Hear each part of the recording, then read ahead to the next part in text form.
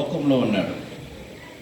మరి అవిశ్వాసి అయిన అతను ఈ క్రైస్తవ విశ్వాసం మీద మనసు పడి పెళ్లి చేసుకోవాలనుకున్నాడో లేకపోతే ఏమనుకున్నాడో తెలీదు, ఒక అఘాయిత్యం చేశాడు. ఈవిడ చాలా భయపడి ఎవరికి చెప్పలేదు. 3 నెలల తర్వాత అందరూ ప్రశ్నించడం మొదలుపెట్టారు. ఆవిడకి చాలా కోపం వచ్చింది. విశ్వాసరాలైనప్పటికీ పాస్టర్ గారి దగ్గరికి వెళ్ళిన తర్వాత, ఏమండి పాస్టర్ గారు, నాకు జరిగింది ఇది కాబట్టి నేను అన్ని క్షమించలేను, వాడు ఏమైనా జైలుకి వెళ్ళిపోవాలి అన్నది. ఇతను ఏమన్నాడంటే, ఎక్కడో వాక్యం విన్నాడు, ఈ పాపాలని క్షమించాలి కదా, యేసయ్య క్షమిస్తాడని చెప్పి విన్నాడు. పాస్టర్ గారి దగ్గరికి వచ్చి, పాస్టర్ గారు నేను ఒక పాపం చేశానండి, దేవుడు క్షమిస్తాడా యేసయ్య అన్నాడు. తప్పకుండా క్షమిస్తాడు, నువ్వు ఎంత ఘోర పాపమైనా క్షమిస్తాడు అన్నాడు. అయితే నేను ఒక పాపం చేశానండి, యేసయ్యని ఇప్పుడు అడుగుతున్నాను క్షమించమని. మరి మీరు క్షమిస్తారా? నేను కూడా క్షమిస్తాను. ఈ ఇద్దరి గురించి పాస్టర్ గారికి తెలియదు. తర్వాత అమ్మాయి వచ్చింది, చెప్పింది, పాస్టర్ గారికి ఇది సమస్య, వాడైతే జైలుకి వెళ్ళిపోవాలి, వాడైతే నేను క్షమించమంటే ఎందుకంటే సమస్య లాంటిది, జీవితంతో కూడుకున్నది. నా గర్భంలో పెరుగుతున్న పిండము కూడా నాకు తండ్రిగా ఉండడం నాకు ఇష్టం లేదు, అది కూడా తీయించేయాలి అని చెప్పి వచ్చింది. ఇప్పుడు పాస్టర్ గారిని ఫస్ట్ అడుగుతాను నేను, జోసెఫ్ గారు, మీరు మైక్ తీసుకుని ఏం చెప్పాలనుకున్నారో చెప్పండి. మీరు సంఘాన్ని నడిపిస్తూ ఉన్నారు కదా, వాక్యానుసారంగా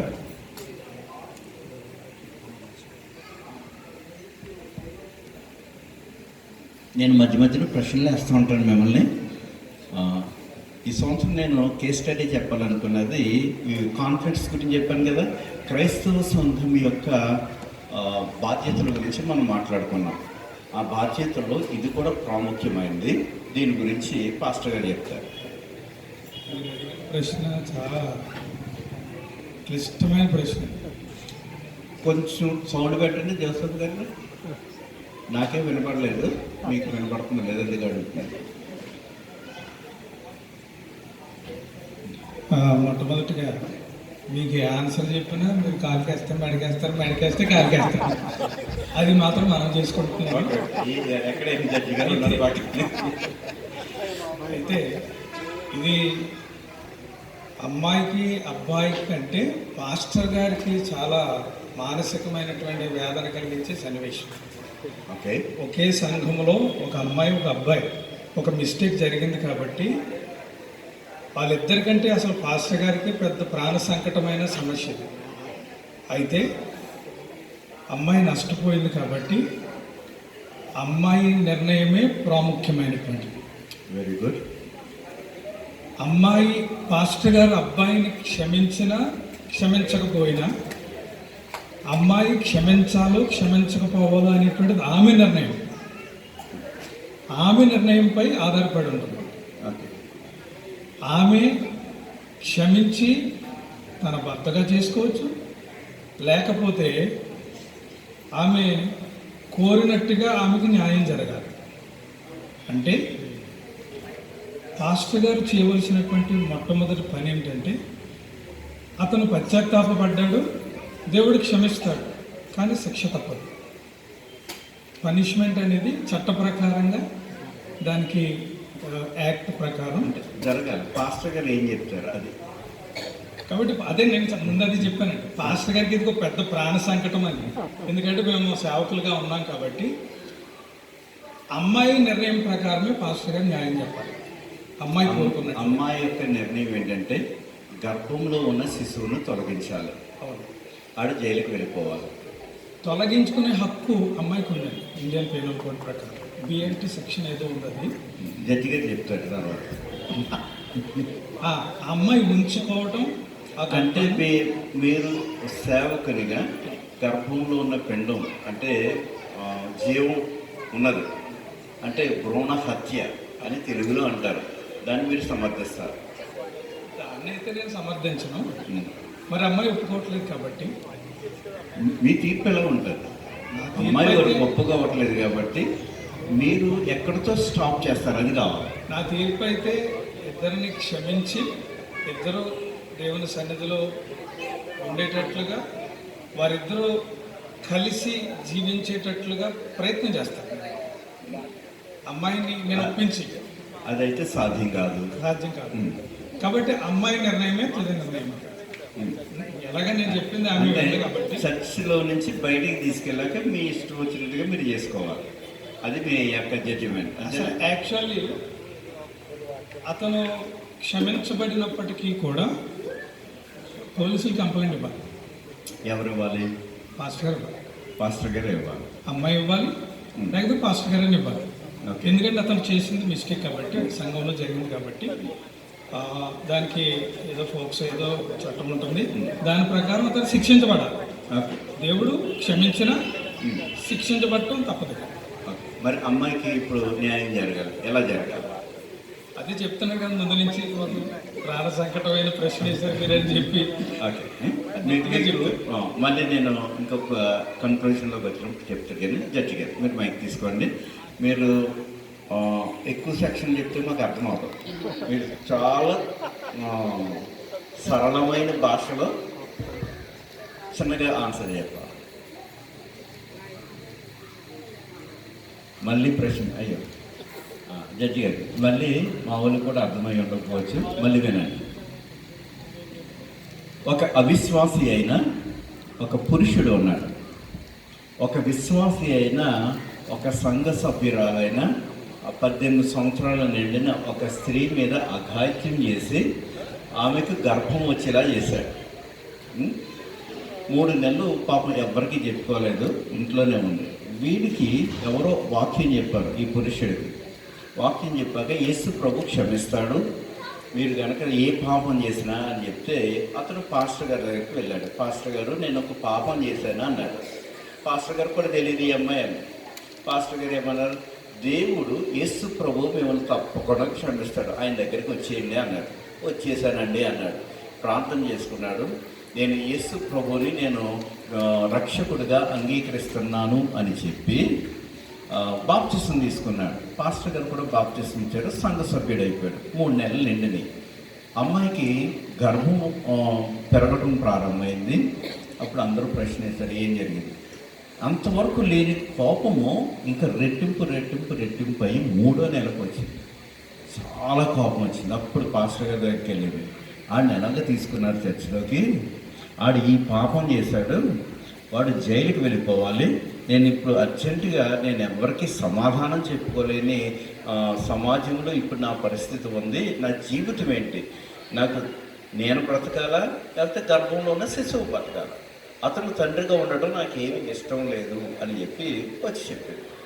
అతనేమన్నాడు? క్షమించాడు కాబట్టి సంఘ సభ్యుడయ్యాడు, సంఘానికి వస్తున్నాడు. ఇప్పుడు వీళ్ళిద్దరికీ ఏం న్యాయం చెప్తారు చట్ట ప్రకారం? Good evening all of you. Thank you for wonderful reading. మీరు అడిగే ప్రశ్నలో క్షమించడం గురించి మాత్రమే మాట్లాడుతున్నారు. మీరు జడ్జి గారు ఓకే అండి. క్షమించడం అనే దాని గురించి డి రాజు గారు చెప్తున్నారు. అంటే ఏ ఉద్దేశంతో క్షమిస్తున్నారు? ఓన్లీ క్షమించి శిక్ష నుంచి తప్పించే ఉద్దేశంతో, లేదా క్షమించబడటం ద్వారా వాళ్ళిద్దరూ కూడా ఆ పెళ్లి వరకు కూడా వివాహాన్ని బంధం ద్వారా బంధువులకు ప్రవేశపెట్టడమా అనేది ఈ యొక్క ప్రశ్న కానీ జవాబులు కానీ రాలేదు. ఒకవేళ క్షమించడం ద్వారా వాళ్ళిద్దరికి పెళ్లి చేయాలని పాస్టర్ గారు సంఘస్థులు కూడా ఉద్దేశించినట్లయితే వాళ్ళు ఖచ్చితంగా కూడా మైనారిటీ తీరి ఉండాలి. అప్పుడు మాత్రమే సంఘస్థులు కానీ పెద్దలు కానీ పాస్టర్ గారు చేయని ఉద్దేశించిన ఆ వివాహము అడ్మిసిబుల్ లేదా అనుమతించబడుతుంది చట్ట ప్రకారం. అదర్వైజ్ వాళ్ళు మైనారిటీ తీరకుండా ఉన్నట్లయితే పెద్దలు కానీ పాస్టర్ గారు కానీ వాళ్ళకి పెళ్లి చేయని ఉద్దేశించినప్పుడు కూడా అది చట్టం యొక్క దృష్టిలో అనుమతించబడదు, అది ఇన్వాలిడ్ మ్యారేజ్గా ఉంటుంది. మరియు చైల్డ్ యాక్టు, పోక్సో యాక్టు, ఇతర చట్టాలను అనుసరించి ఖచ్చితంగా కూడా ఆ వ్యక్తి సోకాల్డ్ అఫెండరు శిక్షకు పాత్రుడవుతాడు. ఓకే, మీరు చెప్పింది అర్థమైంది. ప్రెగ్నెంట్ విషయంలో చూసినట్లయితే కొన్ని సందర్భాలలో 12 నెలలు కానీ 24 నెలల వరకు మాత్రము అది అబార్షన్ చేసుకోవడానికి 9 ఏళ్ల శిశువు లేదు సార్, వీక్స్ Okay, 12 నెలల లోపల కానీ 24 నెలలు ముందుగా కానీ వారాలు కొన్ని ప్రత్యేక పరిస్థితులు, కొన్ని ప్రత్యేక చట్టాలను అనుసరించి అబార్షన్ చేయడానికి కొన్ని చట్టాలు అమెండ్ చేయబడ్డాయి. Okay, very good. అమ్మాయికి సపోర్టివ్గా మాట్లాడారండి వాళ్ళిద్దరు మేజర్సే. అమ్మాయి నిర్ణయం ప్రకారం మీరు కూర్చోండి జడ్జి గారు. అబార్షన్ చేయించుకోవడానికి, భ్రూణ హత్య చేయడానికి జడ్జి గారు ఒప్పుకున్నారు కదండి. జోసెఫ్ గారు మీరు ఒప్పుకుంటారా భ్రూణ హత్యకి? ఒప్పుగారు. ఆదినారాయణ గారు ఉన్నారా? లేరా? ఆదినారాయణ గారు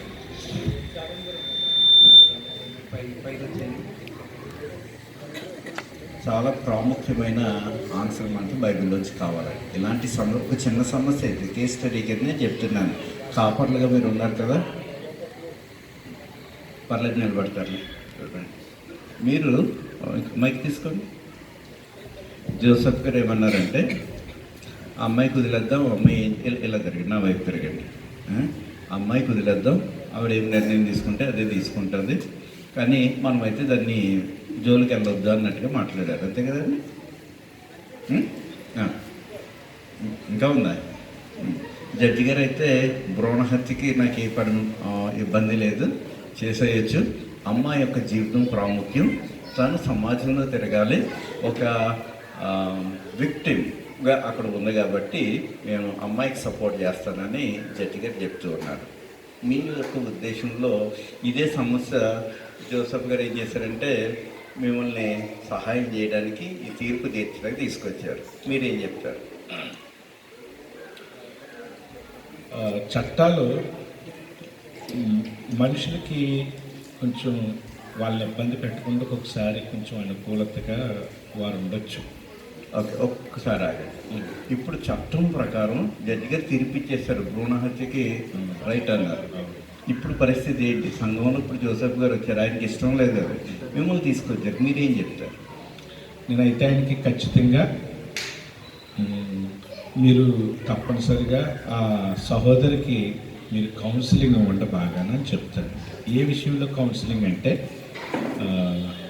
నెంబర్ 1, ఆయన చేసినటువంటి ఆ దుష్కార్యానికి ఒకవేళ మీరు ఇంకా క్షమించకపోయినా కానీ మీ గర్భంలో పెరుగుతున్నటువంటి శిశువుకు మాత్రం ఏ విధమైనటువంటి పాపం తెలియదు.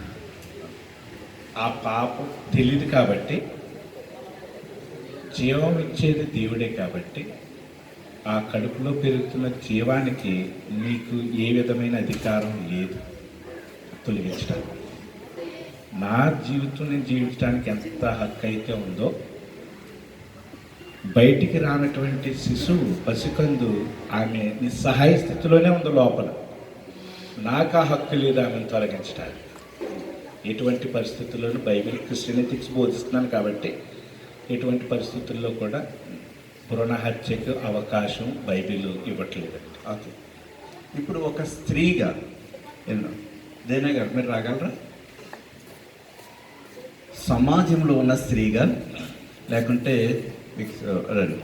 మీకు పెద్ద వయసులో ఉన్న పిల్లలు ఉన్నారు, మనవలు కూడా ఉన్నారు, ఈ పరిస్థితి మన ఇంట్లో ఏర్పడినప్పుడు సమాజంలో ఏ విధంగా మనం ఉండగలుగుతాము?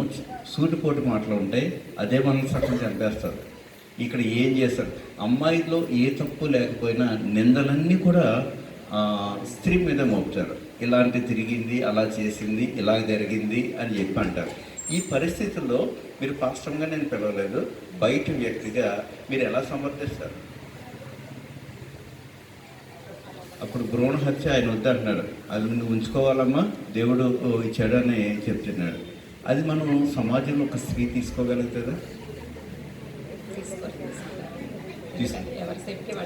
మీరు ఎవరి సేఫ్టీ వాళ్ళు చూసుకుంటారు కాబట్టి సాధారణంగా అది తీసుకోరు. ఎందుకంటే అమ్మ ఒక తల్లిగా, లేకపోతే ఒక స్త్రీగా తన కూతురు బాగోవాలని అనుకుంటుంది. లోపలున్న బేబీ గురించి అయితే ఆలోచించదు ఏ తల్లి కూడాని. లోపలున్న బేబీ అంటే లోకానికి తెలిసినా తెలియకపోయినా తను తను 9 నెలలు మోసి తన బిడ్డను జన్మనిచ్చింది కాబట్టి ముందు తన కుమార్తె బాగోవాలి అని చెప్పి అనుకుంటది. కాబట్టి లోపల ఉన్న బేబీ గురించి ఆలోచించదు ఎక్కువ. ఇప్పుడు గర్భము ధరించింది, ప్రసవించిన తర్వాత సమాజంలో ఎలా మెలుగుతారు? ప్రశ్నలు వేస్తూ ఉంటారు. చాలా ప్రశ్నలు. మీ నాన్న ఎవరు అని అంటారు, చెప్పుకోలేని స్థితిలో ఉంటాం. అవును. మరి దీన్ని ఒక బయటి వ్యక్తిగా, కుటుంబానికి సంబంధించిన స్త్రీగా మీరు ఏం చెప్తారు? పాస్టర్ గారిని మర్చిపోండి, జడ్జి గారిని మర్చిపోండి, మీరు ఏం చెప్తారు? నేనైతే ఇక దేవునికి అప్పగించాలి, దేవుని మీద. ఎలాగ అప్పగిస్తాం? ఎందుకంటే గర్భఫలము యెహోవా ఇచ్చే బహుమానమే, అది ఏదేమైనప్పటికీ. కానీ అది క్రమంలో జరగలేదు కాబట్టి లోకం కూడా యాక్సెప్ట్ చేయదు దాన్ని. క్రైస్తవ స్త్రీగా కాకుండా మీరు బయట నుంచి వచ్చిన ప్రాక్టికల్గా మన సంఘంలో, మన గృహంలో ఏదైనా జరిగితే మనం ఎలా రియాక్ట్ అవుతాం? అది బయటికి చెప్పడం చాలా సున్నితం అండి చెప్పడం. ఎందుకంటే సమస్య మనది కాదు. ఈ సమస్య మనకు వచ్చినప్పుడు మనం ఎలా రియాక్ట్ అవుతాం? ఓర్పుతో సహనంతో ఉండాలండి. ఇంకెవరేమన్నా అంటే జరగకూడనిది జరిగింది కాబట్టి ఇక్కడ నిందలు అవమానాలు వస్తాయి. అయినా కూడా సహించుకుని, ఓర్చుకుని, సహనముతో పుట్టిన బిడ్డని దేవుని కోసం పెంచడానికి ప్రయత్నం చేయాలి, కానీ ఆ బిడ్డని కీళ్ళు చేయకూడదు. ఎందుకంటే స్త్రీ మొత్తం జీవితం అంతా కూడా ఆ నింద మోయాలి, పుట్టిన బిడ్డకు కూడా మోయాలి. తండ్రి అనేది తెలియదు. శాలెం గారు. మనం నిజానికి క్రిస్మస్లో అదే నేర్చుకున్నాం. ఏంటంటే మరియమ్మ జీవితాంతం మోసింది. నిజంగా ఇప్పుడు కూడా రోమ సైనికుడు ఎవరో అన్నారు. అయితే యేసుప్రభు కూడా మోసారు. ఎవడో అంటే చెప్పాలంటే బూత్ కూడా తిట్టారు. యాక్చువల్గా యేసు ప్రభు అంటే దేవుడు మానవునిగా వచ్చాడు కాబట్టి అది ఎగ్జంప్షనల్ కేస్. కానీ మనకు మాదిరి మాదిరి అంటే సమాజం గురించి కూడా మనం తీసుకుంటే అది ఎలా మాదిరి అంటే, ఒకసారి ఇటువంటి పరిస్థితులు కూడా మీరు ఎదుర్కొన్నప్పుడు మరియమ్మ లాంటి సహనం ఉందా మీకు? మరియమ్మ లాంటి తట్టుకునే శక్తి ఉందా? ఏమో ఆ పిల్లోడు ఏమవుతాడో, నువ్వెలాగా వాడు అలా చేశాడు కాబట్టి పిల్లోడిని తీసేయటం వలన ఆ గొప్ప సమాజానికి ఒక గొప్ప మనిషిని మనం అందించలేకపోతున్నాము. మనం మన వరకు ఆలోచిస్తున్నాం, కానీ అలాగా అంటే మన వరకు ఆలోచించమంటే అంటే మన స్వార్థం కోసం. ప్రస్తుతం ఈ సమస్య మోయలేని నింద. బయటికి వెళ్ళారు గృహం నుంచి, ప్రతి ఒక్కరు కూడా అదే ప్రశ్న వస్తుంది, స్త్రీ ఎలాంటిది అని. బస్సు ఎక్కినప్పుడు కూడా అదే అడుగుతారు, ఎవరైనా తిట్టినప్పుడు అదే తిడతారు, ఎగతాళి చేసినప్పుడు పుట్టిన కుమారుడు మొత్తం జీవితం అంతా కూడా మానసికంగా హింసించబడతారు. మహా అయితే 50 సంవత్సరాలు హింసించబడతారు, కానీ ఇటర్నిటీలో దేవుని చేత చాలా అంటే కొనియాడబడతారు. అది మీరు ఎందుకని అంటున్నారంటే సార్, ఇది మనం ఉన్నటువంటి ప్రస్తుత జీవితం కోసం కాదు మనం బ్రతికేది. ఆమె నిజానికి ఆమె తప్పు చేయలేదు, అది ఆమెకు తెలుసు, దేవుడికి తెలుసు. ఇక మనకి ఇంకెవరు కావాలి సార్ తర్వాత? అంటే మీరు చెప్పింది కౌన్సిలింగ్ ఇవ్వడానికి ప్రయత్నం చేస్తున్నారు. కౌన్సిలింగ్ ఇవ్వాలండి. ఎట్టి పరిస్థితుల్లోనూ అది ఆమె చేసిన తప్పు కాదు, వేరే వాళ్ళ తప్పుని ఆమె భరిస్తోంది. కానీ గొప్ప నిర్ణయం తీసుకుంది ఏంటంటే, ఆమె బిడ్డ నుంచింది. ఆ బిడ్డ ఇలాంటి సర్కమ్స్టాన్సెస్లో పరిస్థితుల్లో నువ్వు పుట్టినా కానీ నువ్వు దాని యొక్క రిజల్ట్గా ఉండకూడదు, ఈ సమాజానికి గొప్పగా ఉండాలని చెప్పాలి. Okay, very good. మీరు కూర్చున్నామా? మీరు అడిగిన ప్రశ్న అయిపోయింది. దయచేసి మీరు కూడా అక్కడ కూర్చోండి. చాలా మంచి మాటలే చెప్పారు, కానీ ప్రాక్టికల్గా జరిగే విషయం మాత్రం బయటికి రాలేదు. ఇప్పుడు చిన్నగా ఒక చూపు చూస్తేనే సమాజం చాలా ఎక్కువగా నిందిస్తుంది. దాని ద్వారా సూసైడ్లు ఎక్కువ కమిట్మెంట్ జరుగుతుంది. నిజంగా అది భరించరాని యొక్క నిందే. ఇప్పుడు జడ్జి గారు, మీరు ఇంకా ఏమన్నా కన్క్లూడ్ చేయాలనుకుంటున్నారా? ఇప్పుడు వీళ్ళిద్దరూ చెప్పిన దాన్ని బట్టి చట్ట ప్రకారం మీరు ఏం చెప్పాలో ఫైనల్ వర్డ్స్ చెప్పండి. జోసెఫ్ గారు లాస్ట్ మాట చెప్తారు, తర్వాత నా కంక్లూజన్ కూడా నేను ఇస్తాను. మరలా చెప్తున్నాను, చట్ట ప్రకారం వాళ్ళు మైనర్సా మైనారిటీ మేజర్స్ అనేది కొంచెం మేజర్ అండి. మేజర్ అయితే నయనో భయానో వాళ్ళకి నచ్చజెప్పి కౌన్సిలింగ్ ద్వారా కొంత సమయం ఇచ్చైనా అందరూ ఒక ప్రయత్నం చేయటం ద్వారా వాళ్ళకి వివాహం అనే ప్రక్రియ ద్వారా ఆ యొక్క గర్భాన్ని కొనసాగించడం అనేది మంచి ఉద్దేశం. లేదు మైండ్స్ కానప్పుడు ఎవరు కూడా అందులో ఇంటర్ఫీర్ అవటం లేదు. చట్ట పరిధిలో ఆ వ్యక్తి శిక్షించబడాలి. వాట్ ఆఫ్టర్ నెక్స్ట్ అనేది ఇప్పుడు నేను చెప్పకూడదు ఇక్కడ మైండ్స్ కాబట్టి. మ్యారేజ్ చేయాలా చేయకూడదు అనేది చెప్పకూడదు. మేజర్ కాబట్టి మైండ్స్ మైనర్ కాదండి వీళ్ళిద్దరూ. మైండ్స్ కాకపోతే వాళ్ళ యొక్క వివాహం చేసుకోవడానికి వాళ్ళకి ఎలిజిబిలిటీ వచ్చింది కాబట్టి అమ్మాయి ఒప్పుకోకపోయినా జరిగింది ఏదో జరిగిపోయింది కాబట్టి ఆ యొక్క అబార్షన్ అనే ప్రక్రియకి వెళ్ళే కంటే వాళ్ళకి కొంత సమయం ఇచ్చి ఇద్దరికి కూడా కౌన్సిలింగ్ ద్వారా నయనో భయానో ఒక పెళ్ళి అనే ప్రక్రియ వరకు తీసుకువెళ్ళడం అనేది మంచిది. Okay, thank you. జోసఫ్ గారు మీ ఫైనల్ వర్డ్స్ చెప్పండి. ముందుగా మీరు ఆమె రక్షించబడిందని చెప్పారు. అవునండి, రక్షించబడింది కాబట్టి ఇద్దరు రక్షించబడ్డారు. తర్వాత అబ్బాయి తర్వాత రక్షించబడ్డారు. అబ్బాయి తర్వాత వచ్చారు. 2 రోజుల నుంచి క్వశ్చన్ రీచ్ చేస్తున్నాను. ఇక్కడ పూర్తి యొక్క హక్కు స్వేచ్ఛ అమ్మాయిదే. బిడ్డ విషయంలో కానీ ఆమె ఉంచుకోవాలా తీయించుకోవాలా అనేటువంటిది పూర్తి స్వేచ్ఛ ఆమెదే. చట్టం కూడా దానికి సపోర్ట్ చేస్తుంది. రెండవది, ఆమె కోరినట్లుగా అబ్బాయిని సంఘ బహిష్కరణ చేయటం చాలా ప్రాముఖ్యం. దూరంగా పెట్టడం, బహిష్కరణ అంటే కాకుండా దూరంగా ఉంచటం. ఎందుకంటే ఆ అబ్బాయి కనిపించినప్పుడల్లా ఆమె చాలా మానసిక వేదనకు గురయ్యే ప్రమాదం ఉంది. కాబట్టి పూర్తి స్వేచ్ఛ పాస్టర్ గారు ఆమెకే విడిచిపెట్టడం ఉత్తమం. ఇది నా ఫ్యామిలీ. Okay, very good. విన్నారండి, చాలా డిఫరెంట్ కంట్రోజన్స్ వచ్చినాయి. దేవుని చెప్పండి, బాగా చెప్పారు. అంటే మీరు చెప్తారా చెప్పరా, నేను టైం ఇవ్వలేదు. చెప్పండి. అంటే నేను చెయ్యక్కనండి, నాకు కనబడలేదు. నేను ఎత్తారా? ఓకే ఓకే ఎత్తారా? ఓకే, మీరు చెప్పేయండి. ఈ సమస్య అవిశ్వాస భర్త, విశ్వాసురాలు భార్య. అవునండి, భార్య కదా, ఇంకా అవ్వలేదు. ఇంకా అవ్వలేదు. స్త్రీ. ఆ స్త్రీని అవిశ్వాసైన అబ్బాయి మోసం చేశాడు. ఆమె మానభంగం చేశాడు. 3 నెలల వరకు ఎవరికి చెప్పలేదు. అమ్మాయి ఏది తప్పులేదన్నట్టుగా మనం మాట్లాడుతున్నాం. ఎందుకంటే అంటే ఒక్క నిమిషం అండి, సాధారణంగా ప్రాక్టికల్గా ఆలోచిస్తాం. ఈ మాట ఎవ్వరికే చెప్పకూడదని దాచిపెట్టి నాకేం అవ్వలేదులే ఇంకెక్కడితో ఆగిపోతుందని అనుకుంది.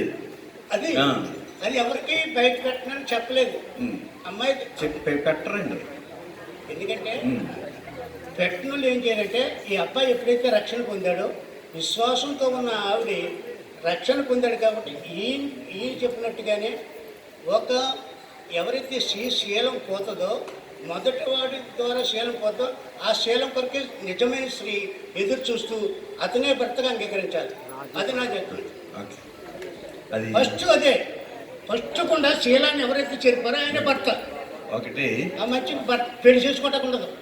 మీ దగ్గర పిల్లలు ఉన్నారనుకోండి, మన గృహంలో అది తీసుకున్నాడు, ఎందుకంటే ఒప్పుకున్నాడు. అవి నేను భార్యగా స్వీకరిస్తానంటున్నాడు. కానీ విశ్వాసరాలైనా ఈ భార్య ఒకటి నాకు వద్దు, నా గర్భంలో చూసుకుని మరి అంతే కదండి అనుకుంటున్నారా? నేను చేసి అడుగుతున్నాను.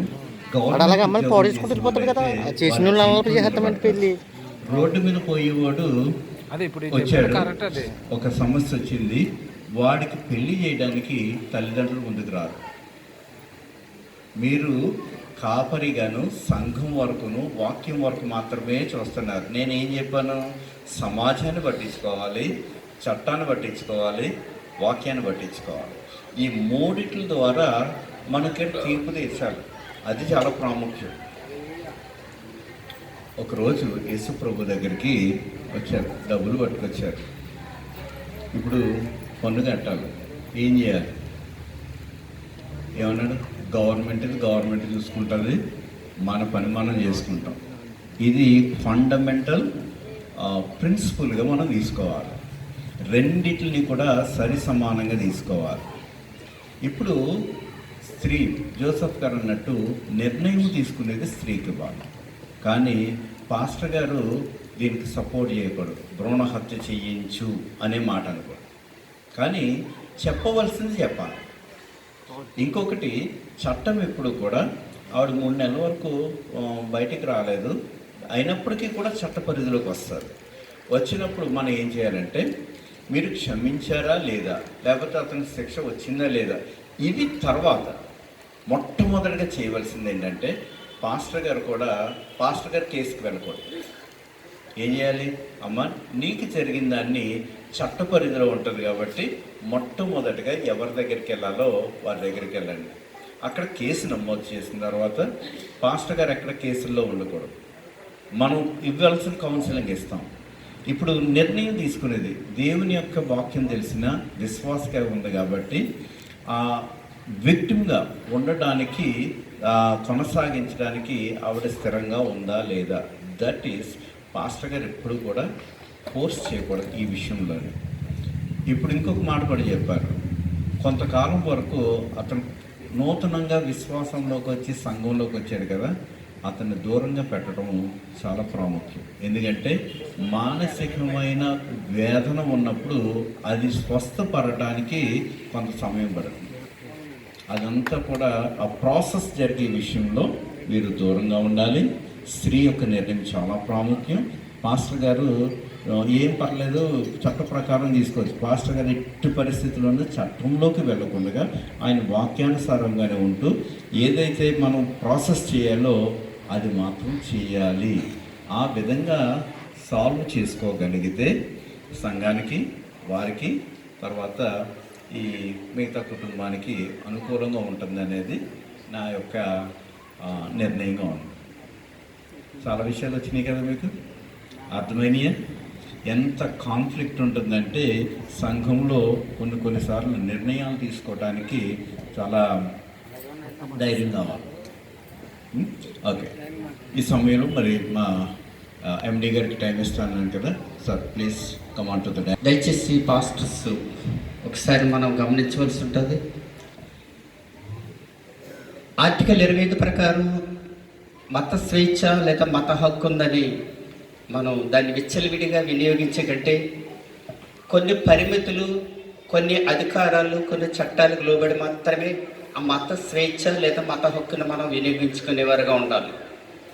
సపోజ్ సౌండ్ సిస్టమ్, ముఖ్యంగా ఏ సమయంలో మనం సౌండ్ సిస్టమ్ ఉపయోగించాలి, ఎంత డెసిబిల్స్ ఉపయోగించాలి అనేది కూడా చట్టంలో స్పష్టంగా చెప్పబడ్డది. ఉదయం 6 గంటల నుంచి సాయంకాలం 10 గంటల వరకు మాత్రమే మనకి ఇవ్వబడిన అనుమతి ప్రకారము మనము ఆ సౌండ్ సిస్టమ్ లేదా లౌడ్ స్పీకర్స్ని మనం వినియోగించేవారుగా ఉండాలి. కమర్షియల్ ఏరియాలో ఒక విధమైన సౌండ్ సిస్టమ్, రెసిడెన్షియల్ ఏరియాలో ఒక విధమైన సౌండ్ సిస్టమ్ అనేది ఒకసారి చట్టం క్లారిటీగా చెప్పబడ్డది. దాన్ని అర్ధరాత్రి 12 గంటలో 2 గంటలో మేము ఉపవాస కూటం పెట్టాము, ఎవరో వచ్చి దాడి చేశారనేది మీరు మనం ఒక యాజిటేషన్ చేయడం అనేది ఎంత మాత్రం కూడా సమంజసం కాదు. 6 గంటల నుంచి 10 గంటల వరకు మాత్రమే డెసిబిల్ చెప్తాను. దయచేసి ఒక్కసారి చెప్పాను. రిలీజియస్ ఆర్టికల్ 20 అనేది భారతదేశంలో ఉన్న మతాలన్నిటికీ, విశ్వాసాలన్నిటికీ ఒకటే యాక్ట్. వివిధ మతాలకి వివిధ చట్టాలు ఏమీ లేదు. ఒకసారి రెసిడెన్షియల్ ఏరియాలో 55 డెసిబిల్స్ డే టైం వాడాలి. రాత్రి సమయంలో 45 డెసిబిల్స్ మాత్రమే మనం లౌడ్ స్పీకర్స్ వాడాలి. కమర్షియల్ ఏరియాలో 65 డెసిబిల్స్ పగలు వాడాలి. రాత్రి సమయంలో 55 డెసిబిల్స్ మాత్రమే మనకు అనుమతించబడ్డాలి. కాబట్టి మరి ఒకసారి చివరిగా ముగిస్తున్నాను. యాంటీ కన్వర్షన్ లా గురించి చెప్తున్నారు.